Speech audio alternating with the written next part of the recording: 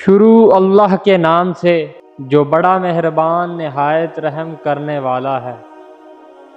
تہجد کے وقت رب کریم کی 3 صدائیں۔ حضرت ابو ہریرہ رضی اللہ تعالی عنہ سے روایت ہے کہ رسول اللہ صلی اللہ علیہ وآلہ وسلم نے ارشاد فرمایا، جب رات کا آخری تہائی حصہ رہ جاتا ہے تو اللہ تبارک و تعالی آسمان دنیا کی طرف نزول فرما کر ارشاد فرماتے ہیں، کوئی ہے جو مجھ سے دعا مانگے اور میں اس کی دعا قبول کروں، کوئی ہے جو مجھ سے سوال کرے میں اسے عطا کروں، کوئی ہے جو مجھ سے مغفرت چاہے اور میں اس کی مغفرت کر دوں۔ تہجد کی فضیلت و فوائد۔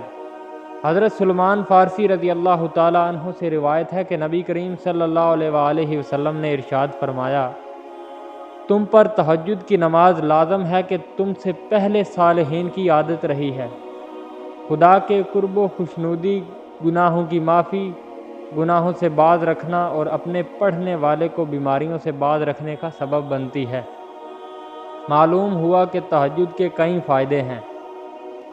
اللہ تعالیٰ کا قرب ملتا ہے، اللہ تعالیٰ کی خوشنودی ملتی ہے، جو پچھلے گناہ ہو چکے ہوتے ہیں اس کی معافی ملتی ہے، آگے آنے والی زندگی میں گناہوں سے بچنے کی توفیق بھی ملتی ہے، ساتھ ہی ساتھ رب العزت کی جانب سے شفاء بھی ملتی ہے۔